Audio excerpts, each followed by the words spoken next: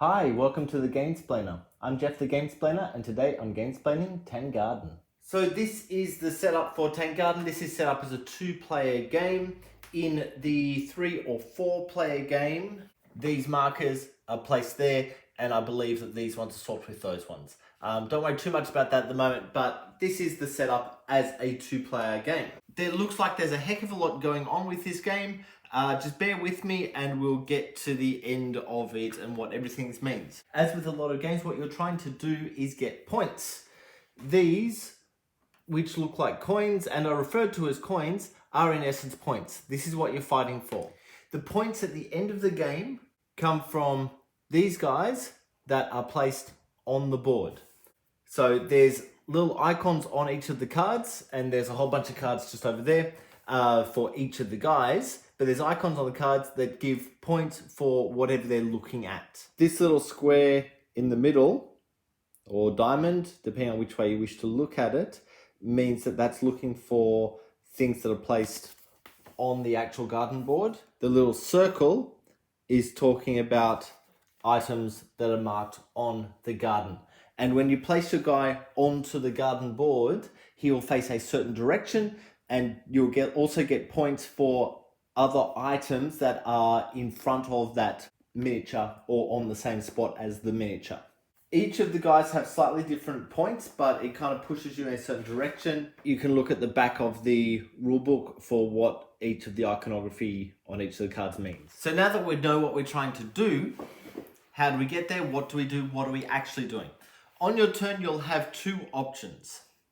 You'll either take a tile from one of the 4 stacks and place it touching the terrain that has already been placed. The tile that you take can go any direction, but the sides that are attached to pre-existing sides must match.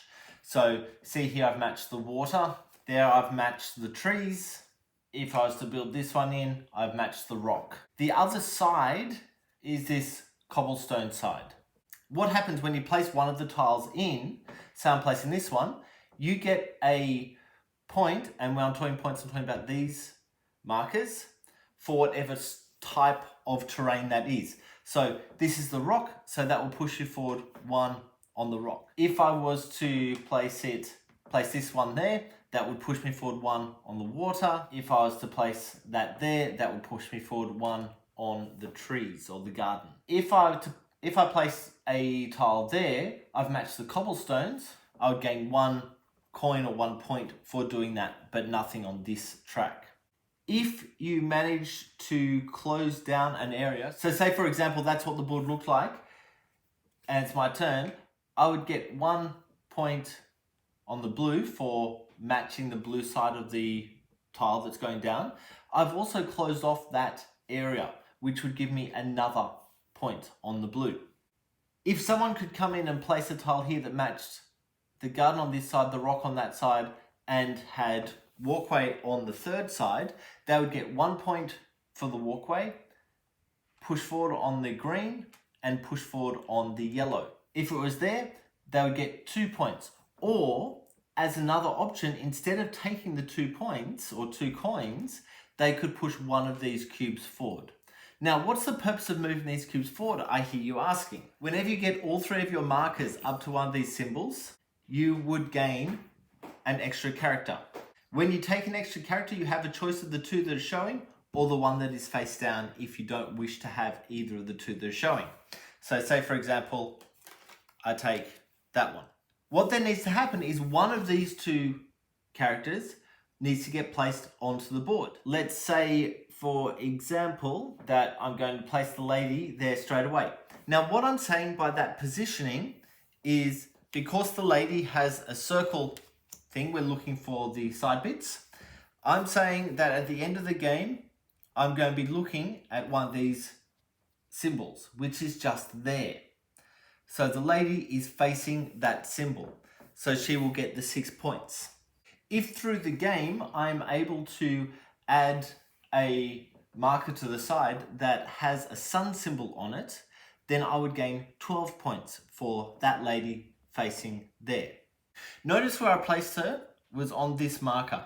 There is only one of them at the beginning of the game. So if there are none of them available, let's say he managed to get up to getting a new guy in, he would take that marker instead, and he would need to get a guy onto the board before he got all three of his markers up to the next guy coming in. You can only keep one of them. If he hasn't managed to do that, then it's lost. The other thing that you will notice is on the board is these markers. So what is going to happen is when you cover up one of those markers, let's say, for example, this player had managed to put it like that. He's taken one of the markers. This marker is telling him to add a piece of the terrain, the side bits. The picture is telling him it's a small one. If he had this marker, it would be one of the outside ones, one of the larger ones. So he's now choosing from those two markers, looking at what's on there. Is that a benefit to him? He doesn't need that marker here, so he might just put it over there and hang on to that. They become useful for turning these over. What are these? I'm so glad you asked. These are extra things that you can do. So this one allows you to place two of those tiles down instead of one, and you'd flip it over when you do it. In order to get that one flipped back over, you need to swap in three of these. So as soon as you've got three, you can swap them in, flick that back over. It's now available to be used again. This one allows you to take two cards instead of one. I'll go through what these do in a moment. This one allows you to move your positioning of one guy or one person. They can stay on the same spot or they can go to a different spot. If they're staying on the same spot or they're moving, they can turn as well. So if you find that you've got more points facing one direction or another. And this one allows you to, when you're taking the card, rather than taking one of the two visible cards, to actually look through the deck and take the card that you wish to take. The other thing that those cards do is if you've got a guy sitting on it, you're getting the benefit of what's on the top line. So this guy is getting 2 points each time he places a pavilion or a bridge. This is the pavilion, this is the bridge. As soon as one of these cards is taken from there, the next one is flipped over and you find the miniature to sit on it just so you don't have to go looking for it later. And that's realistically the major part of the game. Now, I've just been through a couple of the kind of bonus things with these guys, and that'll happen whenever they actually get to the spot. As soon as there are 3 face down tiles, so there's only one available, all of those tiles then get flipped back over. You'll notice this tile looks a bit different to the others. When this one gets placed, it can be placed anywhere because that's a wall all the way around it. When that gets placed, you are gaining coins. So this one would gain 1 coin for the placement and 1 coin for each forest area that's next to it. So if that happened to then get placed there, then this forest area is next to that. Whoever placed this tile would also then get a coin. If this one was placed there, that would also gain another point there because that's a completed forest area. If a tile like this comes out, you'll notice there is a little wall on this side. This side can go against anything, but you don't get the points or coin for matching because it's not matching. It just is a wall between areas, so this could go next to water. The other thing that you can do on your turn if you don't wish to place a tile is you can take cards. The number of cards you're taking depends on how many of these tiles are face up or face down, should I say more importantly. So you're getting 2 cards no matter what. Then you get 1 more card for every face down tile. So before I flip those tiles back up, there were 3 face down, I would take another 3 cards. At the moment, I would just be looking at 3. Of course, it's the 2 plus 1 is face down. Now, what these cards do is dependent on what the card actually is. They're talking about placing stuff onto the board. So out of these 3 cards, he chooses to hang on to one of them. And what he does is takes the piece that matches the picture and places it on the matching type of terrain, which is in the top right hand corner. What that's actually doing is with these cards, these are the tree cards, you're looking for combinations of up to 5. There are 5 different types of tree. So if by the end of the game, you have managed to have all 5 of the different trees, that's going to get you 25 points. If one of these trees happens to be a double, you're only getting 16 points for the 4 combination, but the other tree would be a single point. for a new combination of trees. These cards, the fish cards, get you 0 points, though they place a little fish token in the water spots. If you have the fish card and you have a bird card, so the bird card allows you to place a guy into a forest spot, so you're looking for that little marker. Notice if that tree was there, you wouldn't be able to place that marker. So you've got to make sure there are enough areas on the board filled in for you to be able to place that. So if he's managed to get both of them onto the field, he's going to get 6 points at the end of the game. The other thing to notice on this card is there's a little picture of one of these icons. So it's the blue one.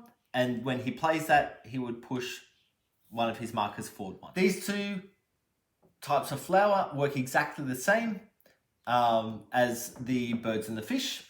So you need both of them to get 6 points. If you have just one of them, it's worth 0 points. The bridge will get placed on a marker like that. Every bridge that you have at the end of the game is worth 2 points. Notice this little marker here means you can move any of the 3 forwards. If you happen to look like that, it might be worthwhile moving the blue, because every marker that comes into this spot will get 2 extra points. Every marker that gets in there will get 5 extra points. And the pavilion, notice the pictures just next to the pavilion. What that allows you to do is remove one of the markers, your choice, which one comes out, place it next to your board, and place the type of terrain wherever you wish to place it. What this is looking for is whoever has the most of these. So this is what the pavilion looks like. Notice both the bridge and the pavilion have a spot for these guys to stand. The pavilion needs to be placed on those markers. Whoever has the most of these cards at the end of the game will get 12 points. Whoever has the second most will get 6 points. If there are multiple players on an equal number of the pavilions, they share the 18 points evenly between them, so forget about any remainder, and the second most doesn't get given out. The rules don't state about the second most, but I would assume that if you're equal for second most, you just split those 6 coins between you. And that is all of those cards. So at the end of the game, let's just turn her. If she had been placed there, she would get 1 point because there's a piece of garden stuff in front of her. And then if she'd managed to get these markers over on there, then she'd get the extra 6 points or 12 points if she'd managed to get both of the markers. I think that I have covered everything for Tang Garden. Please go ahead and watch my Gamesplained to get a feel for how the game actually plays. If you have any comments or suggestions, please write them below. If you have any games that you would like to be Gamesplained, please shoot me an email to thegamesplainer@gmail.com. Follow me on Instagram and Twitter @thegamesplainer to keep up to date with the games I'm playing. Subscribe to my videos to keep up to date with the games that I'm gamesplaining. And until next time, enjoy gaming.